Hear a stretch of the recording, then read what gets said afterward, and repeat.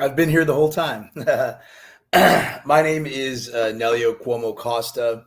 I am the executive director of Coastal Championship Wrestling, the last territory. I think that one of the hottest things going on in professional wrestling today.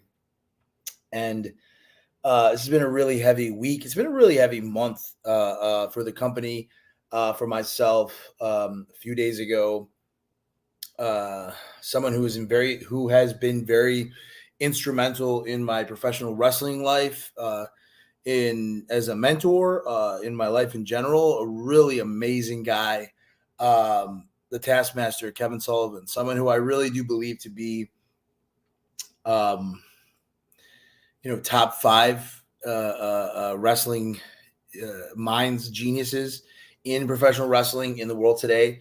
Um, and I've had the opportunity, and I've been very, very lucky for the last two years now to have his mentorship, his advice, his presence, his knowledge.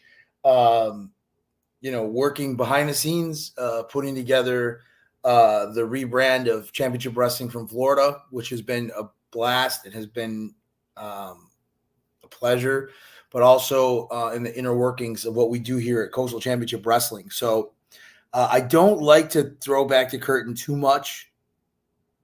Um, so I'm not going to throw it back that much, but he was just instrumental in what we've done and how we've performed, and what has made us part of the last territory, right?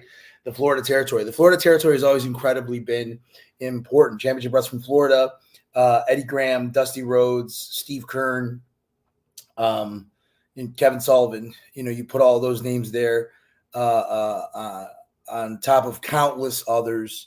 But also one of my guests tonight, Bill Alfonso. We're going to be speaking with some people who knew Kevin really well.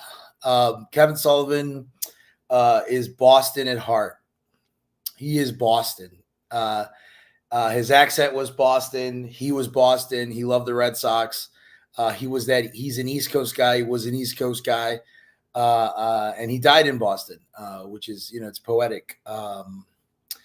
And Kevin first got his first kind of national experience, in the WWF. So Vince McMahon Sr.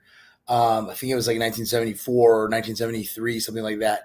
And even in that time when he was basically going into work as an enhancement talent, he was influenced by Vince McMahon Sr. and the guys.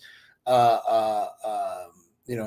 he must have been in his obviously early 20s, but the guys that ran the WWF or what became the WWF, he was able to be around them. And I think part of the amazing thing of Kevin was he always found himself in leadership positions or on top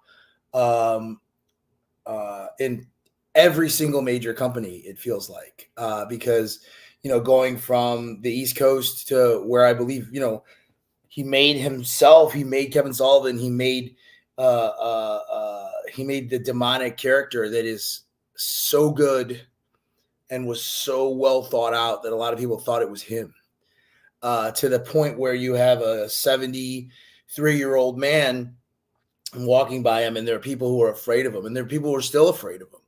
We're still afraid of Kevin in 2002 and 2003. And that's a testament on, what he did at Championship Wrestling for Florida and the creation of the Army of Darkness. And the difference of that, he was such a baby face when he came in, and he kind of turned into who he, played the guy that he was, or the character that he was, for the next 40 years. So obviously Florida was important to him. So I think it was also very important to him to work on that project, Championship Wrestling Florida, with us down here, the rebirth of Championship Wrestling Florida and the rebirth of Florida Wrestling, CCW, the last territory. So I hope that we help to provide a full circle moment. But in all of this, I have to say, it was incredible to finally meet his wife, Linda, and his daughters, who he loved very, very much. I think there's a lot of, it's so hard to be that real deal heel, right? That real deal, like when you just are real, that'll follow you forever. So people are still afraid of Kevin Sullivan, but moments that I heard him speak of his daughters and speak of Linda, like calling her Wonder Woman, and she was a bodybuilder and character in her own right, but hearing about him talk about his daughters. Uh, he had love. He was a family guy, and he had a lot of love. And I felt that love, and I know a lot of the members of CCW also felt a lot of that love over the last 2 years. Then obviously from Championship Wrestling from Florida, which again, we could talk an hour just on what he did at Championship Wrestling from Florida. I know Gangrel can talk for 3 hours or 4 hours about the amazing things that Taskmaster did. But, going into WCW, where I first saw Taskmaster, I always remember I think I was probably 8 years old, and WCW Saturday night, I only watched WWF. I only had seen WWF. So it probably coincides my first ever viewing of WCW with probably 94, 90, no, earlier, 93 with Marcus Alexander Bagwell's debut was the first time I watched WCW. But seeing the Taskmaster, and he's not 6'7", he's not a 7 foot tall guy, but he brought that presence. He brought that fear. You believed everything that he was doing in that ring. And I have to say, as the 8-year-old kid in me hated Kevin Sullivan. It wasn't fear, it was hate. And then when Hulk Hogan went to WCW and the Dungeon of Doom and all of that stuff was, it's magic, watching back now, like how it had me,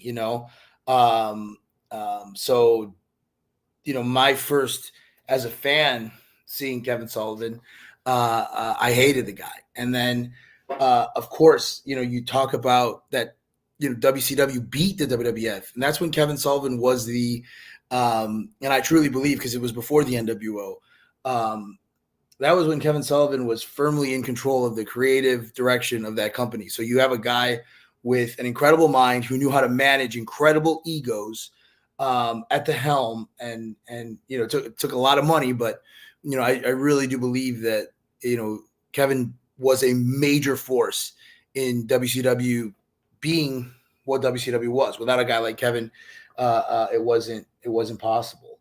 And then just throughout the end of WCW, through the rest of his career, we're going to talk to a lot of people who spent some time with him, especially after all of that, and some guys who spent some time with him in WCW and whatnot. But first, I just want to say like a couple Kevin things myself before I bring on my co-host tonight, Bill Alfonso, and some other special guests who knew Kevin, loved Kevin, cared about Kevin. But I met Kevin multiple times in wrestling before we started to work together.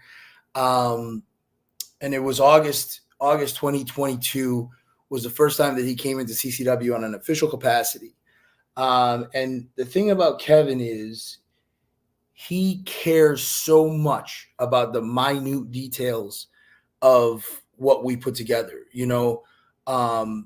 There's two things that Kevin, I think, does better than anybody else. He manages the room very, very well. He manages wrestling egos for the better of a company very, very well. And I think he had a lot of experience in doing so. And the second thing is bringing back the focus to the product and the show at hand. Was it a good show? Was it a bad show?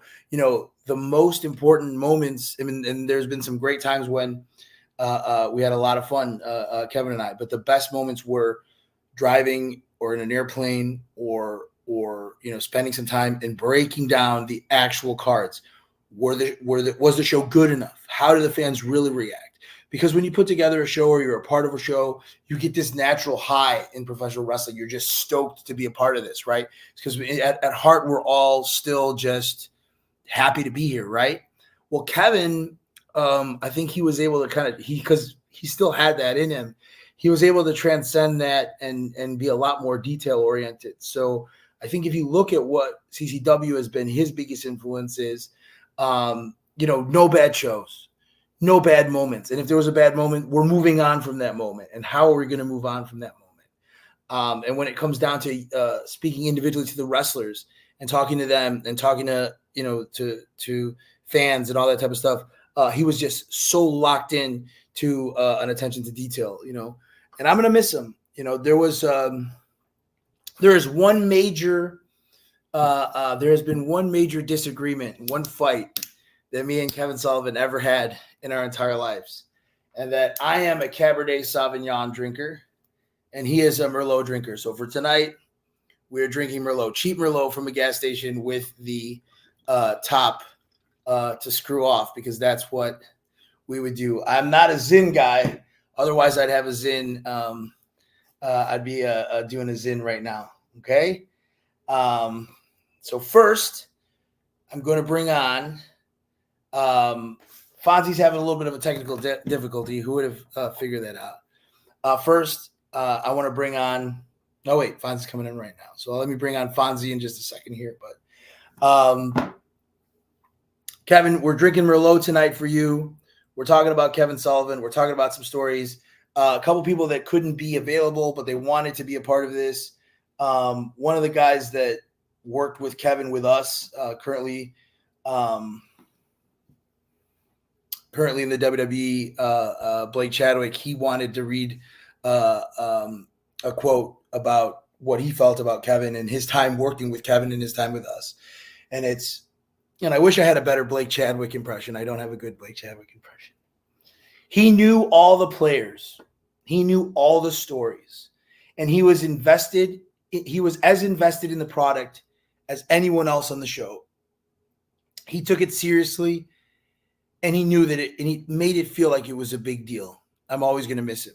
So that was Blake Chadwick. That was his amazing quote. Working with Kevin as a color commentator, I thought they had an excellent chemistry. Also, Dan Evans, excellent chemistry with Kevin working in color commentating. But Blake worked on the production end of what we do at CCW as well, and he worked with Kevin.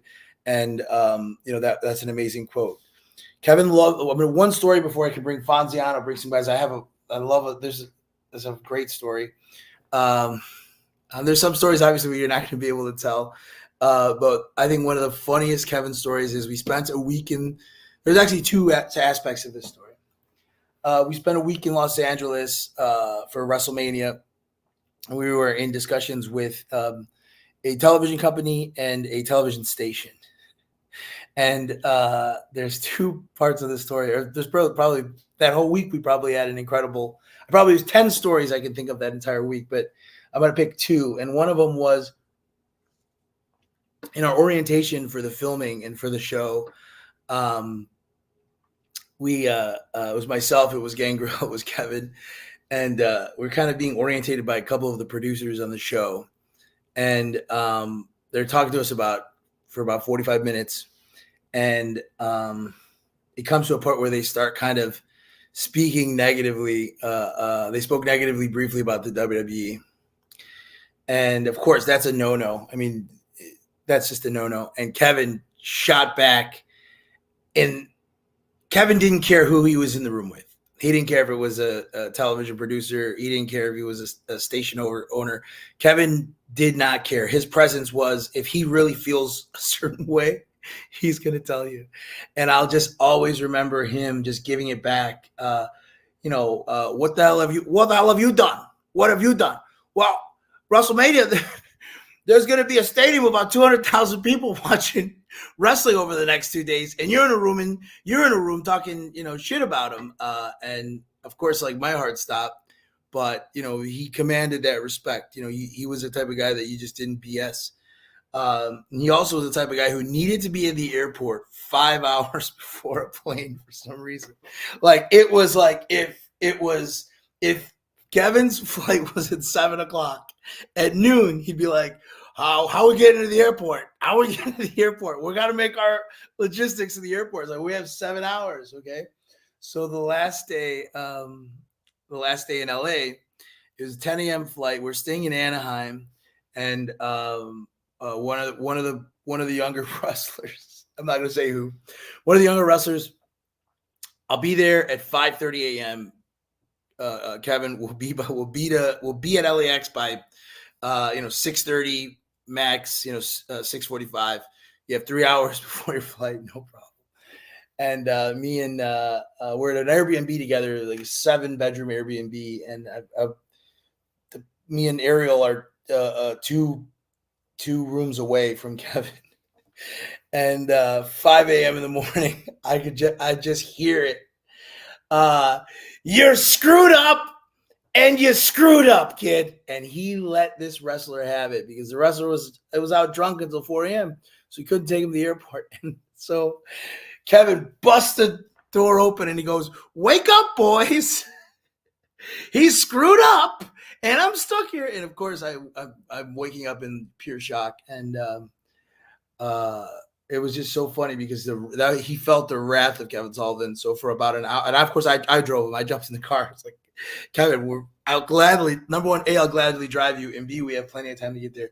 And for about 30 minutes in the car, he just yelled at this wrestler. And I just loved the wrath of Kevin Sullivan because people would see it and they would feel it. And that's when also you knew he was comfortable, is that he can let it out, but every time that he would get upset, it was for the good of the show. It was the good of the show. And it was good for what, it was for the good of what we were doing here, Thank you, Jody. R.I.P. Taskmaster. Jody, Noah Cinto, who's a trainer. I mean, Kevin would spend time with every single person, but he would take he would take certain guys really and try to push them. Fonzie's still trying to figure out how to use a StreamYard. So I'm bringing on our first guest, of course, one of the greatest referees, one of the most important guys in South Florida professional wrestling, and a great friend of Kevin, Bruce. Referee Bruce, how are you feeling? Hey, everybody. Good evening. How's everybody? We're good. Bruce, you met Kevin in early 80s, I assume. Tell me about one of the first times you met Kevin. 1972, actually. Wow. And Kevin had come into Florida, was working with Mike and stuff. So it was probably about a month when he was in. And, back then I was breaking in, doing gopher work, running for hot dogs and everything else, picking up flash cubes, back in that day. But, Kevin was being real nice. And I was like, man, he doesn't even know me, And I mean, obviously I knew Mike Graham and Eddie and everything. And then he says, "Hey, I hear you got AAA." And I said, "Of course." He says, "Good. I got 2 flat tires. So we got like 2 hours." So I said, "I don't know what they'll do for 2 tires." Kevin said, "Call 2 trucks," So that was the deal, get one fixed, call another one. And hell of a deal. Back then, they were rationing out with that AAA, what you could do or not do with it. But, Kevin, when he came down to Florida, man, I mean, like, and he'll say it was, he was a small man in a big man business.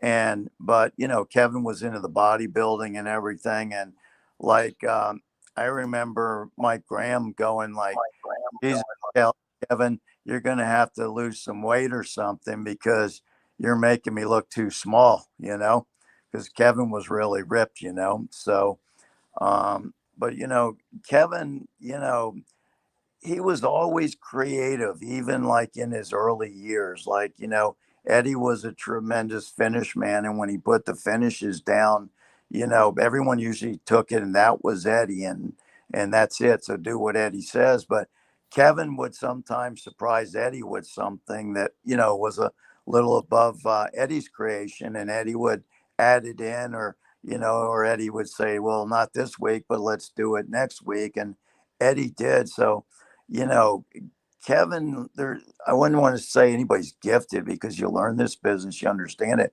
But, Kevin always had the wheels turning, a little bit like you, Nelio, where you don't sleep and everything's wrestling. You're selling a guy a slab of granite, and you're trying to get him to come to the matches before he checks out, and there's just certain people like that. And you also touched on, Kevin looking out for people. And what always amazed me is certain people would say, hey, Kevin, would you watch my match or something? And keep in mind, Kevin's at the, monitor, but he'd look extra close if you asked him. But if he didn't, he put some time into you, but not a lot. And these days, anytime you can get somebody of high caliber to watch your matches, man, that's how you get better. That's how you get differentiated from the others. Because like you say, I've seen Kevin tear people up, and then a minute later he's putting his arm around him and saying, look, next week give me a 5-star match. Like, anybody in our era, and I'm going back, in our 60s, 70s, if we don't tell you something, we don't give a shit about you, you know. And if you have an attitude, go try to learn this business on yourself. You will survive, you will have matches, but you will be lukewarm at best. And I mean, that's not just me, Great that's point. anybody that has knowledge. You know, you learn from these guys. You can get the move down, but if you don't have the psychology, and I can remember Kevin in the old days when I'm first breaking in as a referee, Kevin is, how the hell did you end up over there? I said, have no idea. But, I said, he was, well, you followed this guy instead of that guy. And, and he says the manager was out of position, and that's what led to all this. But I mean, Kevin could watch something and see 5 different things at a time. And like, for us to have him at CCW1, it added tremendous credentials to the product and the Yeah, brand. But like, every piece of film that's out there that, we've done, and he's on it, it's up the ante right away. And, Kevin didn't just work anywhere. He turned down a lot of jobs, and he turned down jobs for more because he only associated himself with good product, no different than Joey the Sheik down in the West Coast. correct. Um, Kevin put himself where he wanted to be, and if he didn't associate himself with it because he felt like it would tarnish him, he'd walk away from the payday in a minute. No, 100%. And I think you hit it in the head.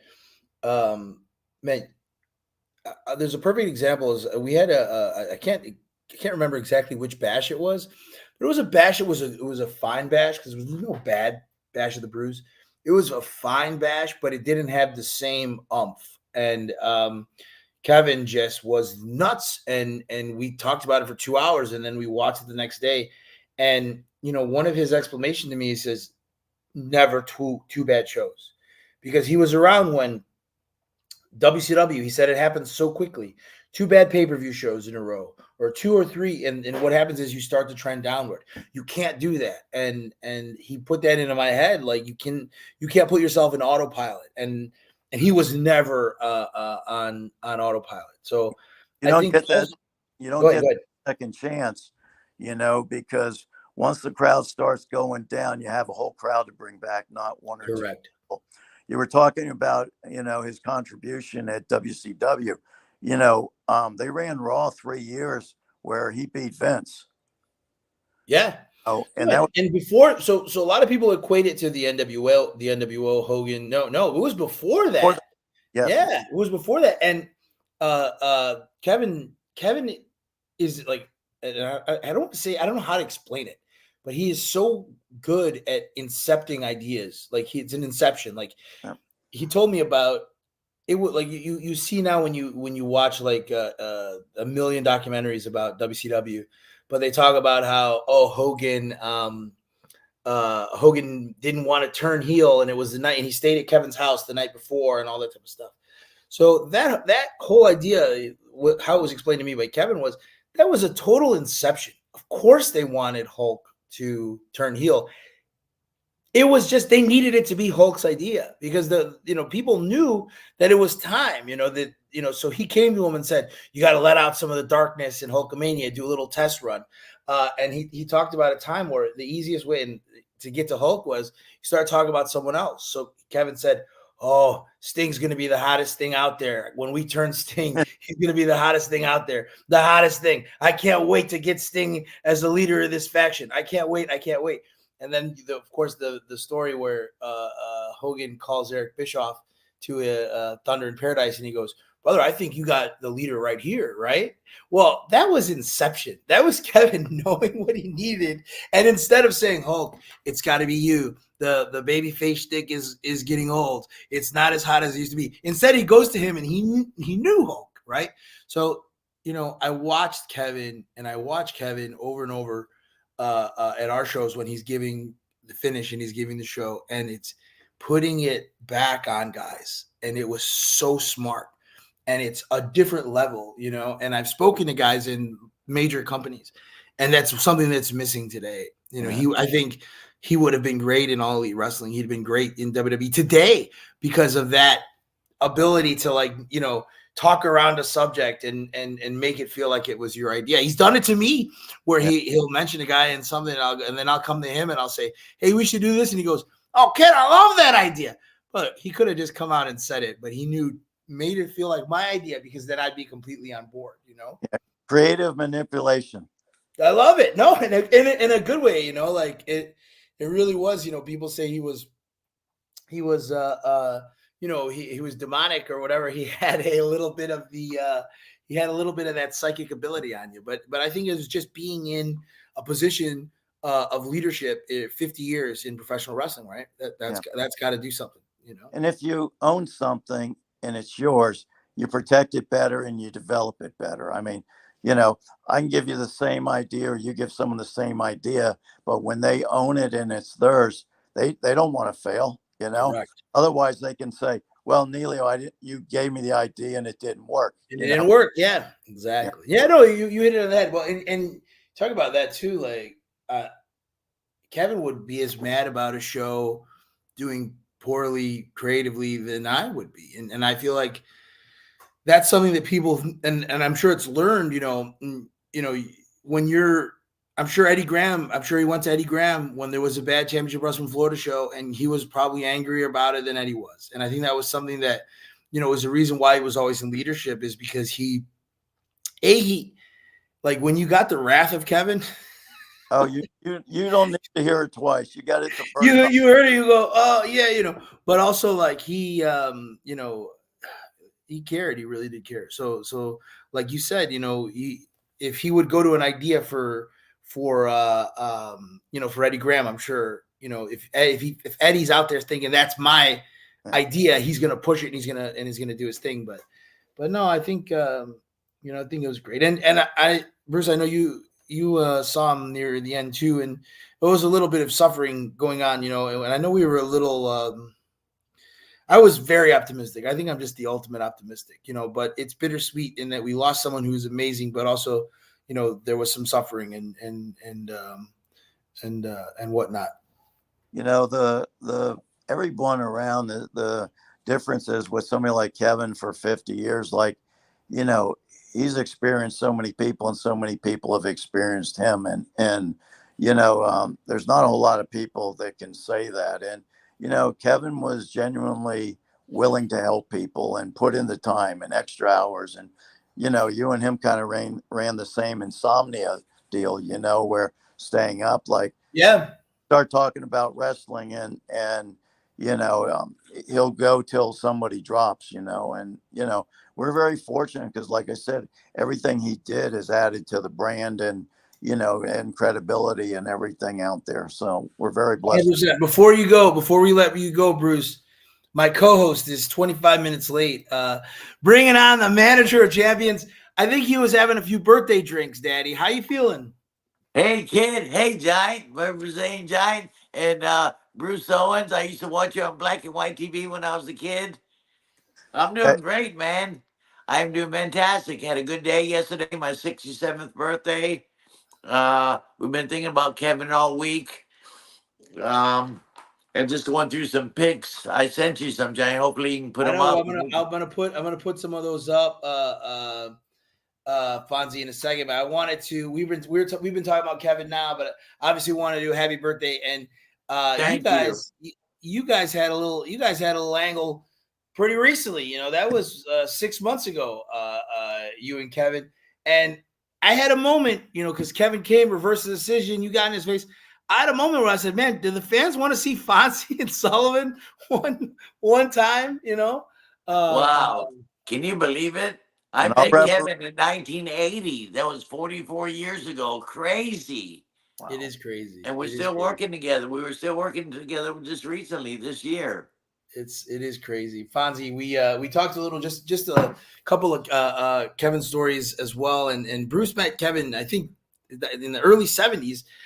So tell me the first time you met Kevin. I guess when I started May of 1980, and I started in Tampa, I think Kevin was on the card, and Dusty was the booker at Florida Championship Wrestling. And I walked in, and there was all these guys: Barry Windham, Kevin Sullivan, Steve Kern, Eddie Graham standing in the background, Scott McGee, Mike Rotundo, Dick Murdoch, Bobo Brazil, all these lineup of guys. And Kevin took me right under his wing right away. He knew I was a young green kid, and he said, he got me through that night. And then I started hanging out with him, because he would give me advice all the time, and we ended up becoming really good friends and rode together for years. Bruce, you were there every Wednesday night, Miami Beach Convention Center. We would tape TV Wednesday morning for Florida Championship Wrestling Wednesday morning. And after we taped 2 hours of TV, 2 different shows. We would jump in a car and drive to Miami Beach Convention Center and work that convention center. How the hell, Giant and Bruce, did we pack that place 5,000 plus every Wednesday night for way before I got there? It was unbelievable. West Palm on Mondays, I would travel with Kevin all the time. And I'll tell you about the plane crash later. That was the thing. So first, I'm hanging with Kevin. I said, "Hey, we got Fonzie," and I go, "Do you know Fonzie?" He goes, "Do I know Fonzie?" He gave me 2 stories. One, he's like, "Fonzie drove through my damn living room," and the second one was, "I've been me and Fonzie, we were in a plane crash," and I was like, it blew my mind, Fonzie. But we'll talk about that in a second. But go ahead. I didn't mean to. Yeah, no, crazy stuff, and we just hit it off, and worked with him in WCW, and I came into ECW, of course, and did some stuff with us, and he's recently came into CCW and did some good stuff for us, and we did some old Florida Championship Wrestling stuff, and had a couple episodes of that. It was really good. Good to be around him again. And he was planning on moving. He lives on the West Coast. He lives right off a island off of Seattle, and he wanted to move back here to Daytona or Tampa or somewhere. He was down in South Florida because his daughter was there. He was staying with he was staying there for a long time. So he was spending about 6 months, 4 to 6 months down in Florida. Then he was going back up to Seattle and all over the place. And you hit it right in the head. We were looking at houses in South Florida 5 months ago for him.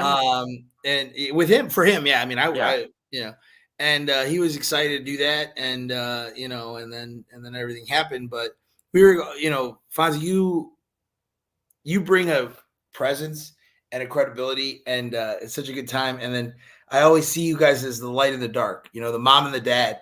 Like Fonzie's always a good time, and Kevin was always that, taskmaster, if you will, right? Like he really was. He had a lot of stuff going on. He handled it real well. Hell yeah. Handled it real well, and I remember the turning when he started turning from Kevin Sullivan tagging with Mike Graham and Steve Kern, and he started turning into the devil until the gimmick.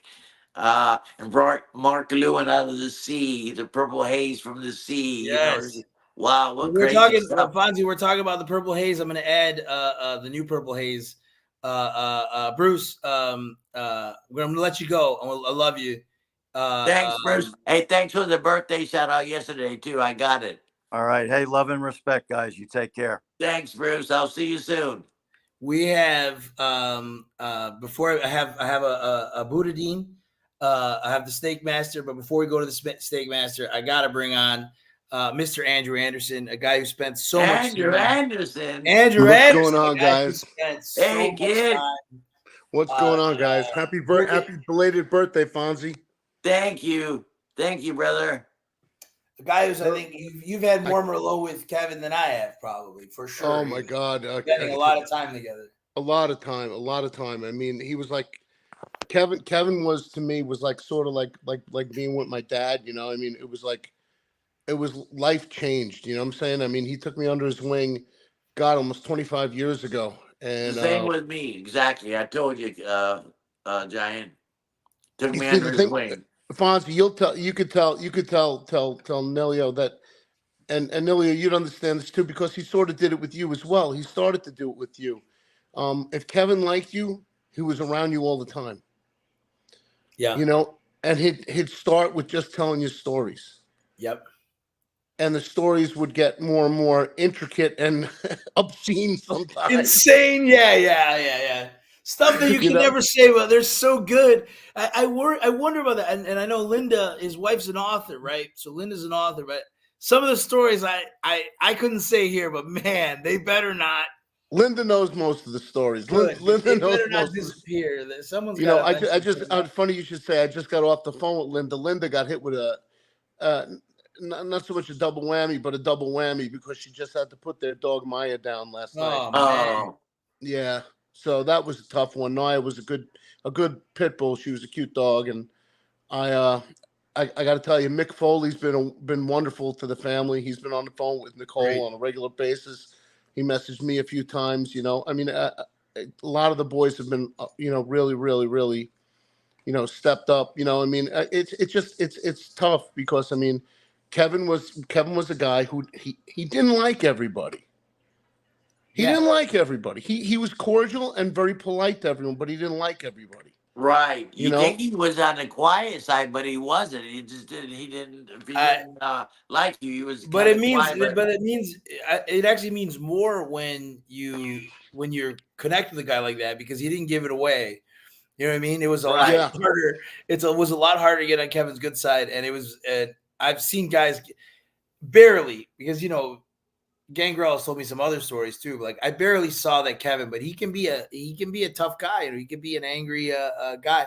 So it's amazing that when like you said, you guys traveled everywhere together. You spent so much time together for years. It makes it more special that he was that he cared.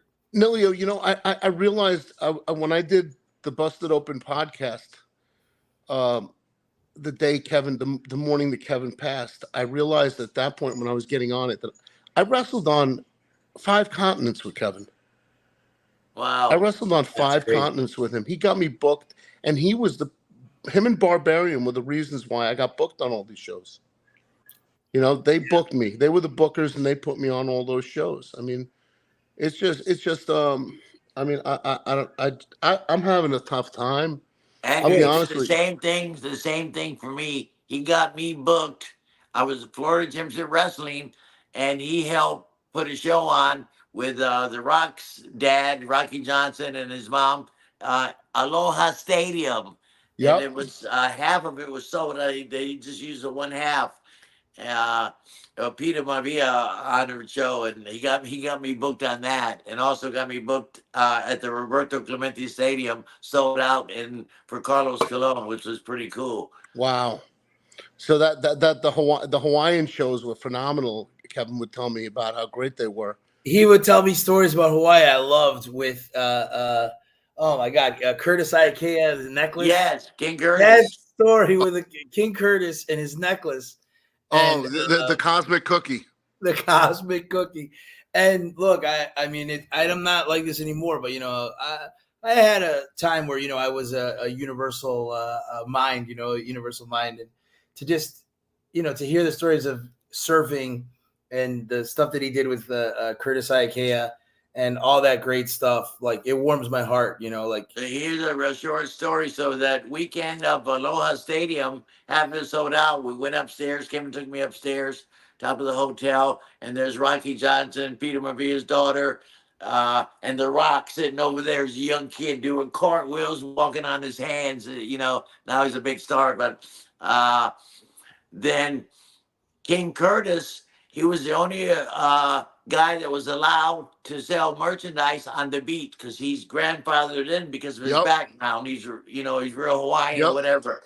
So he said, "Hey, I'm getting off. By the time you guys go get paid, meet me on top of Diamond Head." So we were Mark Lewin, Purple Haze, Kevin Sullivan, Nancy, and Fonzie, and Mark Lewin's convertible Cadillac red. So we meet King Curtis on the top of Diamond Head, and he makes us all stand in a row. Now, I haven't done acid in years, and I've only done it 4 or 5 times, so just stick your tongue out. So he puts a hit of bladder acid on my mouth, Kevin's, Nancy, and Mark Lewin. Before we hung out up there for a few minutes. Before we got down on top of Diamond Head in a convertible Cadillac, big red convertible Cadillac, and Wacky Key driving around, we were high as fuck, man.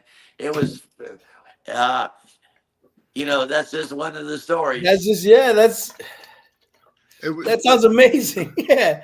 Listen, how about the Purple Haze, man? And you know, I showed a picture, and I'm going to bring on the Snake Master in a second. I just showed a pretty amazing picture that the Snake Master sent to me with, you know, like a guy like Mark Lewin, just incredible. And you know, how Kevin, and we were talking a little bit earlier about Kevin's stature, right? So, like, he's not a big guy, but he was a wide guy, and he was an incredibly intense guy. And you know, you can put him next strong too, really strong. He told me a story about Andre the Giant selling for him, and when they got in the ring and he started smacking Andre's like, "I'll sell for this guy now." You know, he was eyeing up Kevin before the match, like, "Whoa, let's see what we do." You know, and Kevin made him sell, and that's the balls on that guy. You know what I mean? Yeah.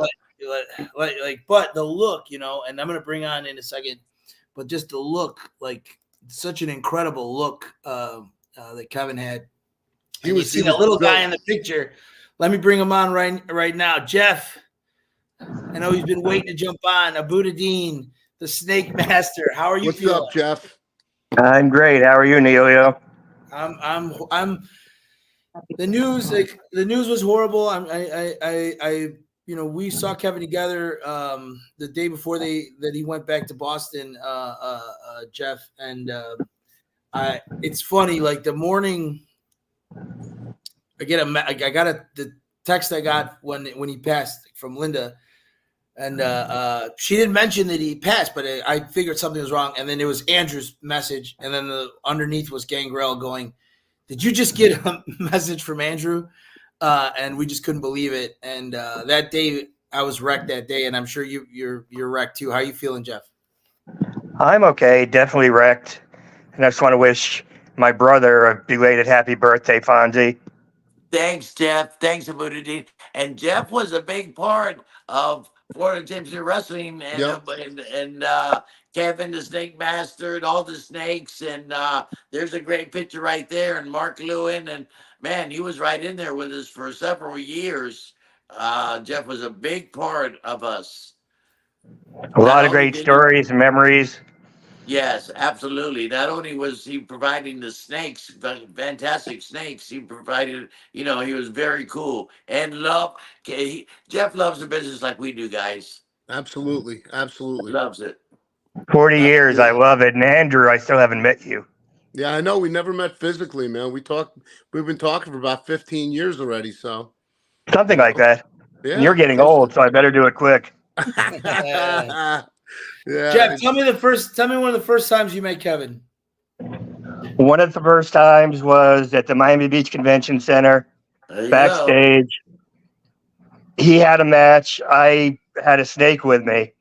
I was in the next room over. I walk over with the snake around my neck. He sees it. He wants to take pictures with it. Next thing you know, he wants to know if he can use it on TV. I drive up there, and we got to be good friends. And for 40 years, we were good friends, never hung up the phone without saying I love you to each other. And it's just hitting me hard. It really is. Yep. Yeah, that was something like that was something Kevin was. I always felt that from Kevin is when I really made a connection, and I would thank him, and he's like, "I love you, Baba. I'll see you, Baba." Yep. I love you, Bubba. And he cares. He really did. Like, he really was a caring guy, and he would ask me, because I know, Jeff, you're going through a lot of health. He would ask me how you're doing and stuff. So he cares, man, and it's been crazy this last week, but it's also like it's been beautiful to see that WWE did an incredible tribute. Yep. Like, That was awesome what they did. A lot of respect. And I know Kevin told me, the times that he had a lot of respect for Vince McMahon's father, but also he had a lot of really interesting conversations and moments with Vince and Kennedy McMahon too. But it was awesome to see that, whoever's in charge of the regime, at WWE right now, they understand, how important Kevin is, and they own they own a lot of his work, right? They own a lot of a large body of his work with WCW and also Florida Championship Wrestling, I think they are. Florida Championship Wrestling and all that. So it's incredible that number one company in the world cares that much. Morning of Kevin's death, I got a text from Damian Priest from Louis. He texted me right away. And the outpouring from guys like Karrion Kross. Kevin loved Kevin. Kevin loved Kevin, right? Yep. Kevin loved Karrion Kross. Kevin Kross. Kevin loved Kevin. Kevin loved Kevin. Kevin loved Karrion Kross. And Fonzie, we were at I forget which Mania, it was Dallas or whatever, and Karrion had just done that filming with Rolando, and they were pitching Kevin to come in with them in WWE, and Karrion Kross was so disappointed that it didn't happen, but the love was absolutely there. Like, he loves them, and you see in a lot of guys' work, not just Karrion Kross, but you see stuff, the Undertaker's work, Bray Wyatt's work. A lot of it is rooted in that, the Army of Darkness, right? Homage. They all pay homage. That was the first. Yeah. They all pay homage in their own way. Nelio, I got to tell you something else too, brother. I got to thank you for something, because when you brought back Championship Wrestling from Florida, you brought the devil back. You brought him back in a big way. And Linda and I and Nicole would often talk about it, how he was denied that one more run until you came along, and it was a hope that we all had, Yeah.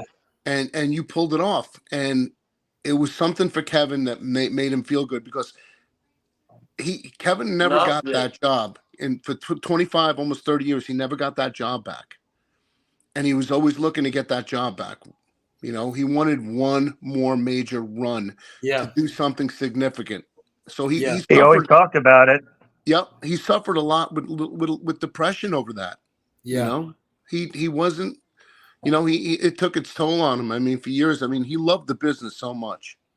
He wasn't one of those. It's dead on. Man, it was a year ago. I remember having that conversation with him, and we were putting these things together, and Kevin opened up a lot of doors, because people in television and people in, places where they are looking at media and whatnot would open the door for Kevin. And he was like, this is the shot, because we have one last run, like you said. And I have to thank him, because without him, it wouldn't be possible too, and I also, I said this, and I mean this in 100%, is like what we're doing at CCW, what we're doing with Championship Wrestling Florida, with CCW Alive, all that type of stuff. Kevin's DNA will be in that until the day I die, at least. Yep. That, like, I will use every word that he said to me. I will take it to absolute heart, and Gangrel feels the same way. Gangrel's teaching class, by the way, so he's a busy man right now. But that's no excuse. he loves Kevin. Yeah. Like this messed Kevin up. Dave. Dave's a complicated guy. He's a great guy. He's a complicated guy, but he's just torn up, and it's hard for him to deal with it too. But the point is through Gangrel, through myself, Fonzie, through you, Andrew, like the Taskmaster lives on forever, and I'm talking about that in CCW. Now, in the world of wrestling, his ideas, his things, whatever it is, like the things that he kind of pioneered, of course, will live on forever. Someone right now is 4 or 5 years away from just stealing his gimmick and going, hard at it. You know what I mean? Kevin used to say to me, level. You're going to see. Kevin used to say to me that wrestling is the business of recycling. 100%. A lot of what you see out there are Kevin's ideas and were Kevin's ideas, and he never took credit for it. Right. No, and before, before Kevin came to work, my most influential time watching pro wrestling was that WCW or WWF in 94 to 98, and I was trying to just take Kevin's ideas too before I knew the guy. I was taking that stuff and stealing it. So it's gonna live on forever. Kevin's time in ECW too, right, Fonzie? Like Kevin came in, he won the tag titles, right? He did some stuff with Cactus and stuff. Fonzie's a little bit like Kevin in that he's been everywhere, right? He's been with every company. Yeah, hey, speaking of honoring Kevin, they honored him last night at the Boston Red Sox game. Yeah, I saw that. Yeah, in Fenway Park. Yeah. And that, guys, is more important than anything. Listen to me. When they sent me that I said more the devil than is smiling. Anything. He is had smiling respect and from looking everyone. down, smiling at that sign. That's what he lived for. He lived for going to the Sox games and just going to. Oh, it was unbelievable. He loved baseball. He was a big baseball guy. Yep, huge baseball guy. Huge. He'd pull out the stats sometimes like an autistic kid, just batting them out like that, and I'd be laughing, going. I'd say to Kevin, are you sure you're not on the spectrum? And he'd go, yeah, I am. When it comes to baseball, I am. Wrestling to Kevin, wrestling is wrestling, but baseball, it looked like he was a mark for baseball. Big time. Yeah, he was. That's a good. He loved it. Big time. And he knew everything about it and everyone, every team. Love you, Nicole. Thank you, Nicole. I want to say, thank you for giving us Kevin for, I when I spoke to Nicole or speak to Linda, and thank you for just lending him to us.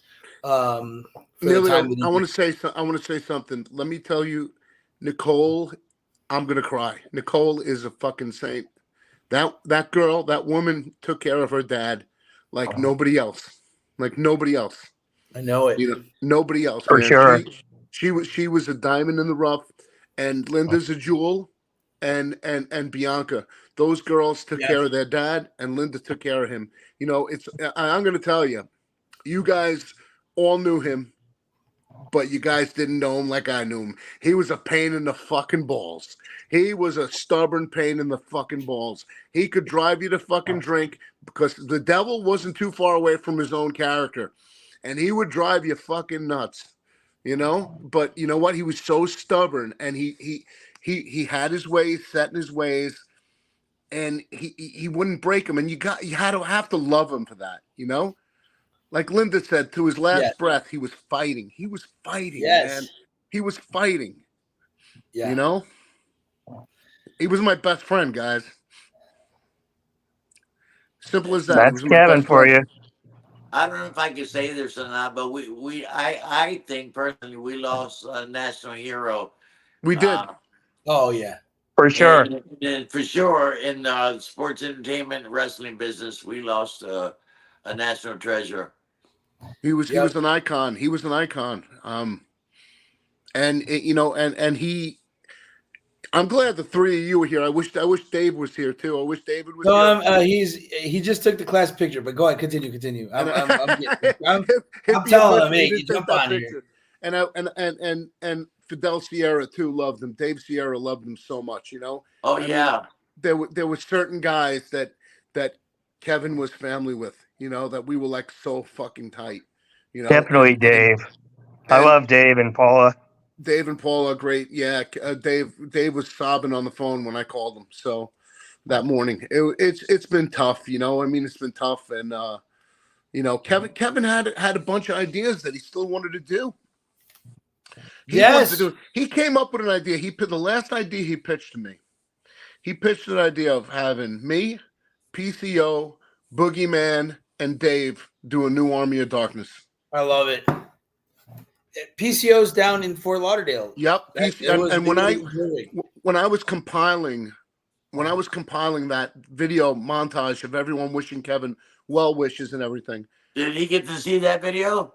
Kevin got to hear it, but we couldn't tell if he was seeing it or not. Because by the time the guy put it together, I had to put them out for Linda and Nicole to get him on Facebook for him to see. So we couldn't tell. They couldn't tell if he was really hearing it or not. But they played it for him, you know. And I don't know if he got to hear them all or see them all, but you know, all the boys really came out. You know what I'm saying? Even some of the guys really didn't know him. You know, you had like Wesley Walker from the Jets and guys like that, and Tony Richardson from the Jets, and people who knew him in passing, who met him once or twice, you know, through AJ and the stem cells in integrated pain, because Kevin was there. Kevin was a patient of theirs also, you know, and there was a lot of people that really showed their love for him, you know. There were a lot of people, and a lot of people called up after the fact saying, "Oh, I'm sorry, I missed it. I wish I would have done it." You know, I mean, because people didn't realize I couldn't let it out there how sick he was. It was against the family's wishes, you know. Of course, yeah. And you have to respect them, because I mean they're the ones taking care of him. We love him, you know what I'm saying? We love him, and we want the best for him. And you know, I mean, sometimes people will call me, ask me, "Well, you were in the nursing home with him in Massachusetts. Where is he in? Where is he in?" I would just say he's in a nursing home. I was in a rehab up north. I didn't want anyone to know he was in the condition he was in. No, of course. You know, I protected him for the last. We've been wrestling, working together and stuff for about 25 years. I've been wrestling for 32. So I've been protecting him since 2011, 2010. Making sure everything was done, making sure that the I's were dotted, the T's were crossed. We got shit on time. Between me and Nicole, it was like a fucking nightmare sometimes. You know, thank you, Andrew. You know, we had to get to the airport 6 hours. We had to get to the airport 6 hours before the fucking flights. I don't know if you heard me, but that was I loved it. You're exactly right. It needed to be. I would say to Kevin, 7 hours before the. I would say to Kevin, like, 7 hours. Goddamn, what the fuck are we going to do at the airport? He goes, oh my God. He said, I'd say to him, what are we going to do at the airport? What are we going to do at the airport? He goes, don't worry about it. We're getting there. I'll remember this forever. Yeah, 10 hours. Jesus. Nicole's like, did you ever drive with him? 10 hours early. 10 hours early. It wasn't. I never let him drive. Hours, it was 10 hours early. I never let him drive. I got videos of Kevin pulling on the side of the road, stopping the rental car, pissing all over the place, laughing, and on the middle of oncoming traffic, just whipping out and peeing. No, we had a new student. I told the story earlier, but we had a new student, and it was supposed to take him from Anaheim to LAX, which is like an hour and a half. And his flight was like 11 a.m. and he was supposed to be there at 5:30. And all of a sudden, me and Ariel Levy's going to jump on the line in a second, but we just hear him screaming at this guy. He goes, you're full of shit, you fucked up, and you fucked up. Get dressed. It was so funny. But of course, he bust open the door and to me and Ariel's room, and he's just like, "Hey, boys, like, guess what?" And I woke up and I'm like, "Kevin, your flight's in 5 hours. I'll drive you to the airport right now." Like, it's so funny, you know. That was his biggest quirk. It's true. This is so true. Nicole would wake him up because he didn't trust the alarm. Listen, Kevin would set his alarm, I would set mine, and Nicole would set hers from wherever she was in the world, and would have 3 alarm clocks. Funny. it's such a dad thing. Like it's such a dad thing, and it's such a Kevin thing. I think we lost Jeff for a little bit. Well, I'll pop him out right now. I'll bring him back. I want to bring in for a run-in my tag team partner, current All Elite wrestler, All Elite Wrestling Spanish commentator, but also a huge part of CCW, a guy who you took a punch from Kevin Sullivan, Mr. Ariel Levy. What's up, Ariel? Hey, Andrew, how are you? Fonzie, how are you? Hey, Ariel, Daddy. Nelio. Good. You ruined my. I was gonna tell the story with the airport story, brother. It's so fun. It was because we were sleeping in the same room. Remember, we rented this Airbnb in LA, and it was we went to WrestleMania the night before. Of course, we had more than a couple beers. I was there. So we were just sleeping in. We had a later flight, and we woke up to Kevin going off on this kid, and it was the best thing ever. It was the best thing ever. I mean, Oh man, a rude awakening. When Kevin would heel on guys, I would love that. I would laugh so. I mean, and of course you can't laugh in the moment because he's mad. No, yeah, it was So, really. I'm gonna tell you something funny. That's his presence. Well, but people would be. So I'd walk with Kevin somewhere, and his presence at 70 years old, people would don't want to mess with that guy. Yeah, so no. It was so funny, man. He would turn around and look at you like just out of the blue. He would become the devil. He'd turn his head. Listen, I'm not going to mention any names, but there's a promoter / agent who brought us into a show one time and didn't specify on how much he was going to pay Kevin, and ordered Kevin to get into the locker room. Kevin said 3 times, "How much are you paying me?" The guy said, "Just get in the locker room." He goes, "How much are you paying me?" "Get in the locker room." Kevin jumped over the table, and this is him. As bad as knees were, and his foot was bad, he jumped over the table and yelled out like this, "Listen up, you little retard!" Like that, and tried to grab the kid by the shirt, tried to grab him by the throat, and I was like, "Oh my God, he's gonna kill this kid." That is so funny. Yeah, no, Kevin was just like, yeah, it's just you had to take him seriously. He made you, like there's the joke of like, if someone doesn't sell for you, you make them sell. Like that's Kevin Sullivan to me. That was that's Kevin. The guy's like, I'll be stiff for the guy, in regular life. You know what I mean? It was great. Or we just love it. We went out of the charcuterie board and Yes. Oh man. That was my next story, brother. Sorry. No, it's okay. It's okay. But Kevin at a restaurant, just he didn't like. It was in Nashville. It was in Nashville. He just didn't like the prosciutto. He was like, no, he ordered a charcuterie board, which is clearly like raw meat and prosciutto. It's prosciutto. Yeah. Exactly. And after we left the restaurant, it was in Nashville for one of our shows there. And then after, when we were leaving the restaurant, he was complaining, "Well, why was everything raw on that charcuterie?" It was like, why did you order a charcuterie board if you don't like stuff being raw? Like, so funny. He was like, and this is the truth. This is the truth. And he kind of like, so I believe part of Kevin's genius is, he still had a way to turn off 50 years. He would still turn off the like there's a way to look at a thing as Fonzie, you've been in this how long? 45 years. Kevin was able to look at a situation or a booking or something through the lens of 45 years, but he was also able to kind of turn it off and look at it for the first time. Right. How is someone who's watching this the first time? And he still was able to turn his mind into like how it's going to be, how the crowd or how an 11-year-old kid, like he had an access to, and I think a lot of actors and a lot of the childlike mind, where he would go back and say, how is this going to be deciphered by the 10-year-old or the 15-year-old? and I think that was part of the magic, because we would be talking, and he cared. Like, he would go, and this is something I would never even think about, and he would just talk about, what are they doing with Cody after WrestleMania? And I'd look at Kevin, and I'd be like, I don't care what they do to Cody. No offense to, I don't care what they do. But he was like, he would sit there and he would like really think about it and care about it.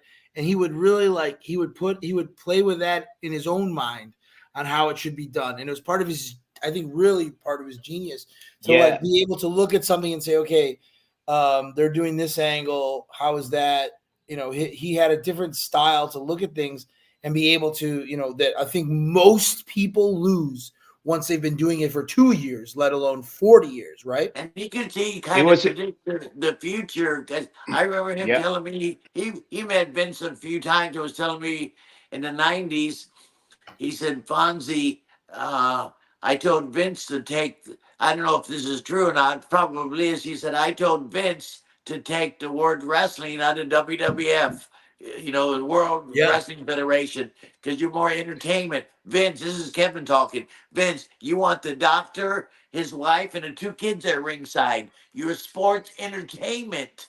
And then shortly after that, they changed worldwide, or WWF, to sports entertainment. You know, it was wrestling entertainment. It always surprised me how, because a lot of like old timers like don't watch the current stuff and He don't watched like it all. They just shit on and everything like that. But he kept himself. And I remember, because we spent that same weekend when the airport story happened. We were in Los Angeles when Cody lost to Roman, and he was like, he's gonna lose. And we're like, right? Why? Like, Why? No way. He's gonna. He's the baby. Like, he's clearly gonna win. Like, send people home happy. He's like, no, he's gonna lose. They're gonna lose a lot of money if the kid loses. If Roman loses, and then maybe he'll win it next year, because that would create more sympathy towards Cody. And me and Nelio were looking at ourselves like, no, of course Cody's winning. And he was spot on. Exactly what happened. He called it, and it worked, and they're making more money than ever. So Kevin was so excited this past WrestleMania. He said it was the best WrestleMania he's seen in years. He was so excited. He was so thrilled. And he missed WrestleCon. Remember, he was supposed to be there with us, Nelio? Yeah. He missed WrestleCon this year, and I saw him when he did Feinstein's live auction that he did with Kevin, the signing, virtual signing, and I was with him for that. And he was like a little kid in a candy store, just so excited about the potential of all the angles that could come up from this. And he loved it. And the one thing I got to tell you, if Kevin didn't like an angle, oh, he would fucking shit all over it. He would hate it, yeah. People came up to Kevin one time. Somebody came up to him and said, he was at a wrestling convention. The guy was dressed up like Orange Cassidy. And he looked over at the kid and goes, who are you supposed to be? The kid goes, Orange Cassidy. Who's that? And he looks at it, he goes, do you actually understand that? Do you actually believe that? What is that? What the? He goes, do you get that? Because I don't get that. What is that?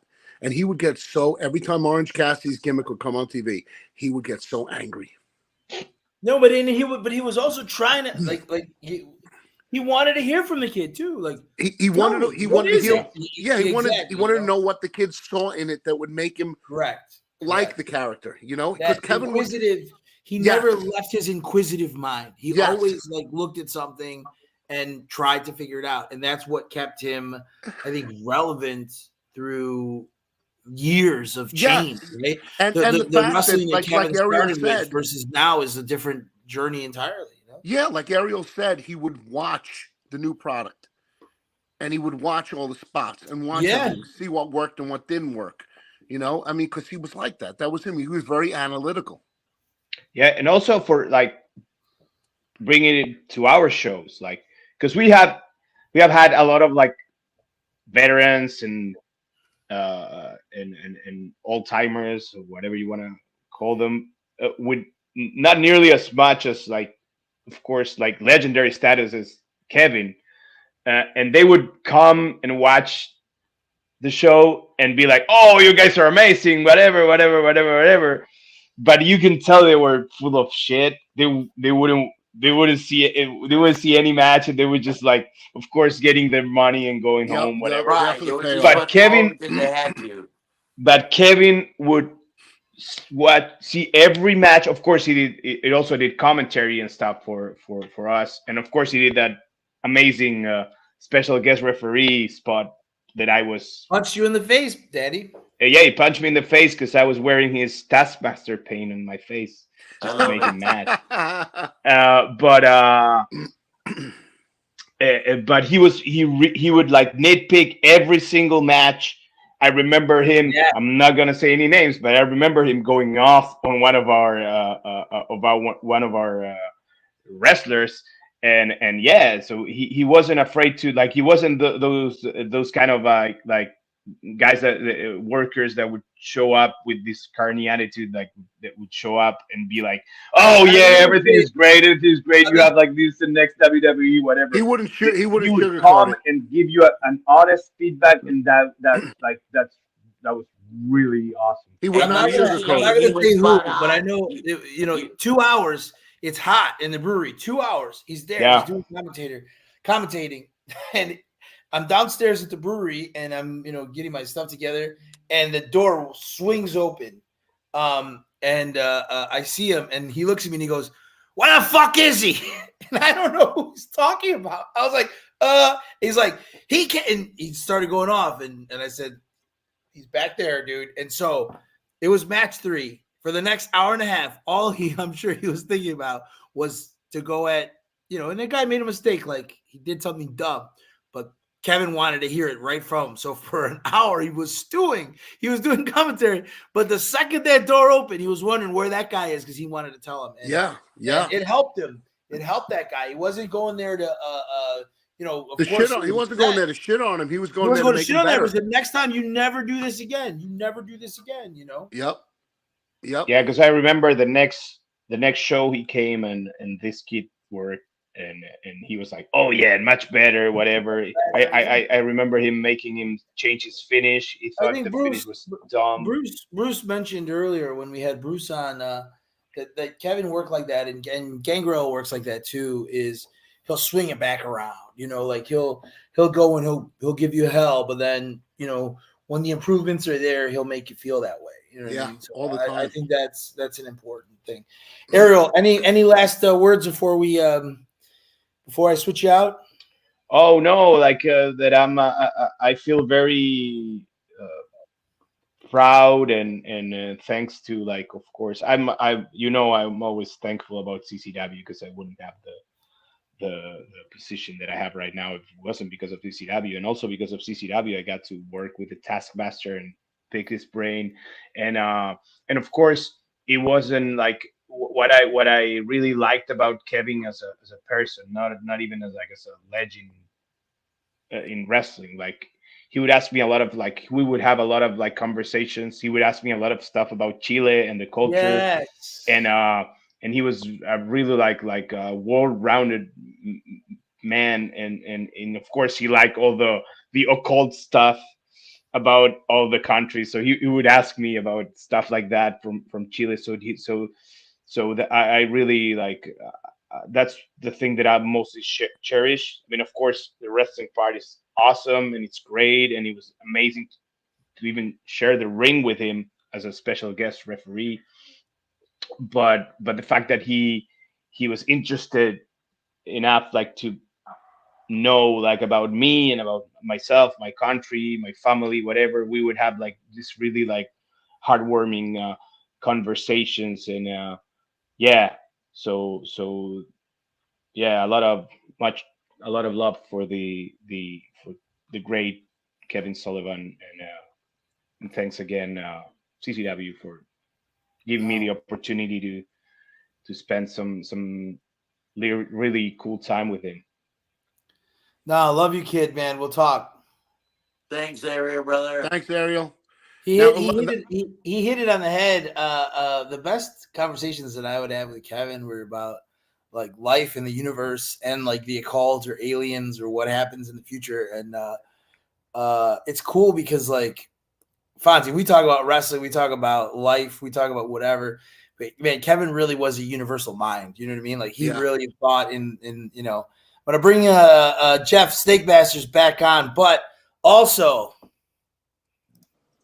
bringing in the first girl tonight, Lissy Almeida, CCW ring announcer. She did an incredible couple of days with us, and also you had a special connection with Kevin.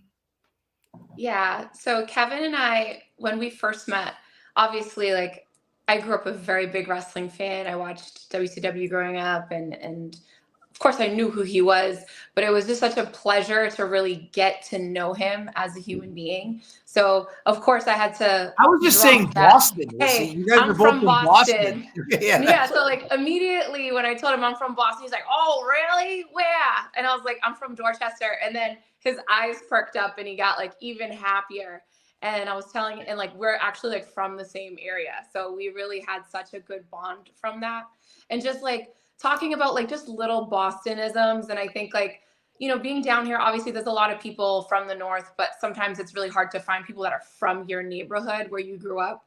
So it's just like just talking about like just little places to eat, or just like little things, or just, you know, those little like neighborhoodisms that you're just like, wow, like this person had a very different experience in the same neighborhood where I grew up, obviously during a different time. And I'm really big into history. Kevin loved history as well. So yes, he loved history. So we bonded over that so That's much. what bonded him and I.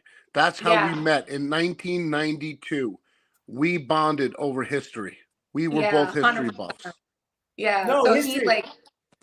he loved, like, I love history so much, and he just like schooled me pretty much on so much of like Boston history and things like that from obviously before my time.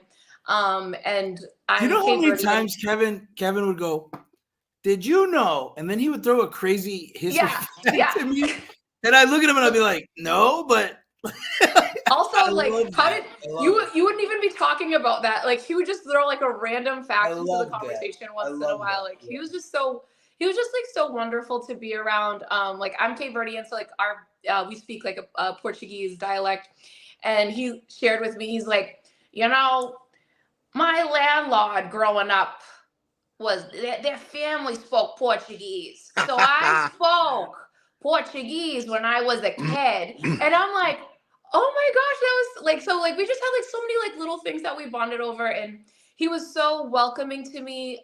Just I was about maybe 6 months into my tenure with CCW when we met, and every show he would just pull me to the side and he'd be like, listen, you know you look good, so I'm not going to tell you look good. And then he would just tell me about little things about like how I carry myself, my posture, my body language, like just things like that maybe I don't pick up on. And honestly, just it's so good to get candid feedback, because sometimes, especially even just as a ring announcer, people don't give you that real-time feedback. And of course, he's worked with, you know, the greats, so he knows what great looks like. So he was always, you know, very encouraging, always gave great feedback. He was not selfish with his time at all. Like Kevin, I remember doing seminars at the school. He would just call people out. He'd be like, I know you don't go to the gym. And then he would point to somebody else. He'd be like, someone that he saw that was like in shape, and he'd be like, how many days out of the last month did you go to the gym? And I remember the kid said like 28 days or something like that. And he's like, yeah, we can tell. And like he would just say, if you don't invest in your body is your brand as a wrestler. Like your look is your brand. If you don't invest in that, how am I as an owner or a Nelio or the next booker or promoter, how do you expect them to invest in you? So just like little stuff like that like really woke up those kids was just amazing. So, I mean, I have stories for days, but little things that I would do with Kevin, like I get Fonzie's on my coffee list, Nelio's on my coffee list. As soon as Kevin started working with me, every show I would just bring him his coffee, and he would just get his coffee with a shot of espresso in it because he needed that little extra kick. Or like I would just bring him a Diet Coke, and like he wouldn't ask for it, but he was always surprised. He didn't expect anything from anybody. Like he was just honestly just like the kindest person, and gave so much to all of the kids that not kids, sorry, I'm older, so I call them kids. The students at the school. And he really just took so much time, and he gave us so much more than we gave him. We were all kids. We were all kids to Kevin. Hold 100%. on 1 second. I'll be right back. Do your thing. Okay. Do your thing. All right, do your thing. No, so Thanks for the warning. Yeah. No, but what you said is exactly right. Like, I love those seminars. I love the time that we spent. Like, he was very good at giving feedback. And I hope that the students did take it right, because it was from somebody who's been there, you know. And it's just been a blast. It really has been a blast, you know. I know Andrew's going to be coming back, but I think we're going to be wrapping up in a second. Kevin, Fonzie, tell me. He hasn't changed much. He was like that in the 80s when I met him, but he was jacked up. I mean, he was this thick, and he was bench pressing 450, and he had those legs, and he was badass, and he was on the gas, and, you know, main event, and flying around the country. And he was the same guy, grateful, and talked to the young guys. I told you, when I met him in 80, made me sit by him and got me through the night. And, you know, he knew I was a little nervous. My first night in the dressing room with Dusty and Eddie Graham and all these big names, and he pulled me right in. So he hasn't changed in those 45 years that I met him. He hasn't changed. He's basically the same person. He's always been the same person. Yeah, Jeff, some parting words for Kevin. I'll wait till Andrew jumps on, but some parting words from Kevin, Jeff. Just miss him a lot already. We'll always love him. He's been a big part of my life for 40 years. And I miss you, brother. Yeah, it's gonna be like I said it earlier, like Kevin is now in the DNA of what we do here, like he's in the DNA of professional wrestling forever. It's so nice. It was so nice to see WWE put together such an amazing tribute. And I know for a fact, like, QT put up an amazing tribute too. Like,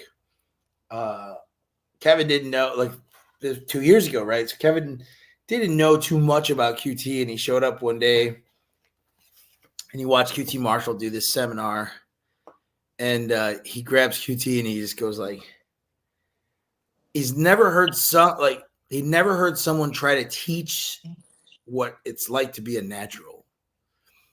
And that, I think, hit QT really hard, because if you talk to QT, he's not a natural, you know what I mean? He had to work his ass off to become where he's doing, and, you know, what he's doing. So, you know, he loved that feedback. But, you know, the time that I spent with the ultimate respect that Gangrel has, the time I spent with them together, I always remember just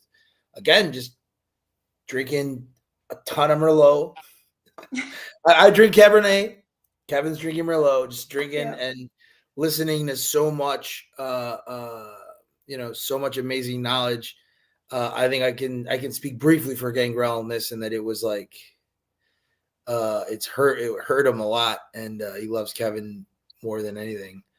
And I'm just so glad to have gotten the time that I did get. Like, you know, I feel the same way, Fonzie. Like, we were joking, and Fonzie, I'm going to steal this from you now.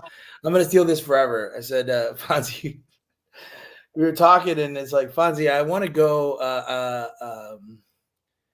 you know, like how I want to go when it's my time to go. It's like, I like to be shot by my neighbor because I was caught sleeping with his wife. The point is like Kevin like lived a life like of 5 lives. You know what I'm saying? He did it all, from WWE Championship Wrestling Florida, from, you know,